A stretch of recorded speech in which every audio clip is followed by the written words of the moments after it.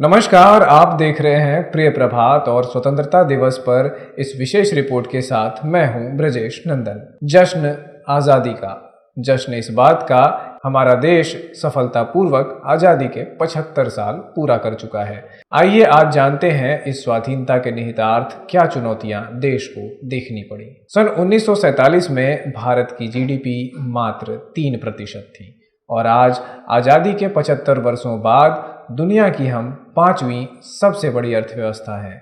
आइए एक नज़र डालते हैं इस यात्रा पर। क्या करेंगे ऐसे देश का आप जब आपके देश की जीडीपी दुनिया की मात्र 3% हो और आबादी सिर्फ 13%, मतलब धन और जन दोनों की घोर कमी।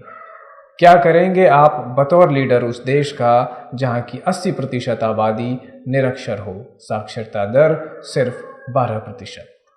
क्या करेंगे आप ऐसे देश का जिसके नागरिकों की लाइफ एक्सपेक्टेंसी यानी जीवित रहने की औसत आयु सिर्फ 32 वर्ष। क्या करेंगे आप जब आपने सैकड़ों सालों की गुलामी के बाद पहली बार देश की जिम्मेदारी अपने हाथों में ली है। ये आंकड़े बेशक डरावने हैं, लेकिन हमारा मकसद आपको डराना नहीं है। ये कुछ ऐसे सवाल हैं जो देश के सामने सन 1947 में खड़े थे। एक सेकंड के लिए हम स्वयं को एक प्रधानमंत्री या कैबिनेट मेंबर की जगह रख कर देखते हैं तो ये भार कितनी बड़ी जिम्मेदारी थी ये समझ आता है। लेकिन आज ये कहना गलत नहीं होगा कि हमने इन सवालों का बखूबी जवाब दिया है और इन चुनौतियों से आगे बढ़े हैं। बेशक चुनौतियां अभी भी है, लेकिन उम्मीदें भी है। हम दुनिया की 5वीं सबसे बड़ी अर्थव्यवस्था हैं और अनुमान के मुताबिक आने वाले 10 वर्षों में तीसरे स्थान पर पहुंचने के लिए तैयार हैं।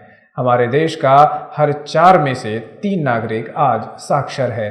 औसत आयु 32 साल से बढ़कर 70 साल हो गई है, लेकिन ये बदलाव रातों रात नहीं हुए।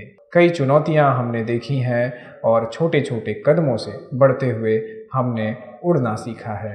पहला कदम था 1950 में देश में योजना आयोग की स्थापना और हमारे देश की चुनौतियों के उत्तर के रूप में लाई गई पहली पंचवर्षीय योजना, जिसमें सिंचाई और कृषि को समुन्नत बनाकर भारत को अन्न के मामले में आत्मनिर्भर बनाया गया। दूसरा कदम दूसरी पंचवर्षीय योजना में राष्ट्रीय आय, रोजगार, बेसिक ज़रूरतों और आवश्यक उपकरण बनाने वाले उद्योगों का रास्ता मजबूत करना था। लेकिन इस दरमियान जब हम अपने रास्ते पर आगे बढ़ रहे थे, हमारे देश को पहला झटका लगा, भारत चीन युद्ध के रूप में। खाद्यान्न की कमी और महंगाई ने देश के मनोबल को तोड़ना शुरू कर दिया। अब भारत के सामने चुनौती थी कि तुरंत ही अपनी अर्थव्यवस्था को मजबूत करने का उपाय ढूंढना है। ऐसे में MS स्वामीनाथन ने हमारे देश में हरित क्रांति का बीज बोया। नए किस्मों के बीजों का उत्पादन किया गया और खेती में फर्टिलाइज़र और तकनीक के उपयोग को बढ़ावा दिया गया। ये बीज काफ़ी तेज़ी से बड़ा हुआ और भारत 25 वर्षों में ही अपने खाद्य ज़रूरतों को पूरा करने में पूरी तरह सक्षम हो गया। लेकिन पोषण अभी भी एक चुनौती बना हुआ था।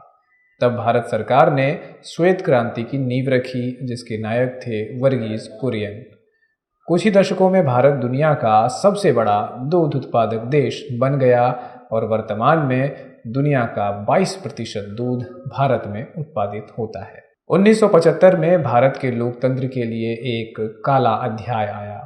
पूर्व प्रधानमंत्री श्रीमती इंदिरा गांधी ने आपातकाल की घोषणा कर दी, जो 21 महीने तक लागू रहा। फिर 1978 में आई मोरारजी देसाई की सरकार, जिन्होंने 1000, 5000 और 10,000 के नोटों को डिमोनेटाइज कर दिया, यानी नोटबंदी कर दी। ऐसा करने के पीछे इरादा था गैर कानूनी तरीकों से कमाए गए धन को नष्ट करना। लेकिन भारत की अर्थव्यवस्था अभी भी इतनी मैच्योर नहीं हुई थी कि इतने बड़े झटके को सह सके और इसका प्रभाव बेहद सीमित रहा। भारत के इस सफ़र की कहानी यहीं ख़त्म नहीं होती। कहानी है आगे और भी। देखने के लिए स्क्रीन पर आ रहे आई बटन पर क्लिक करें और जानिए आगे की कहानी।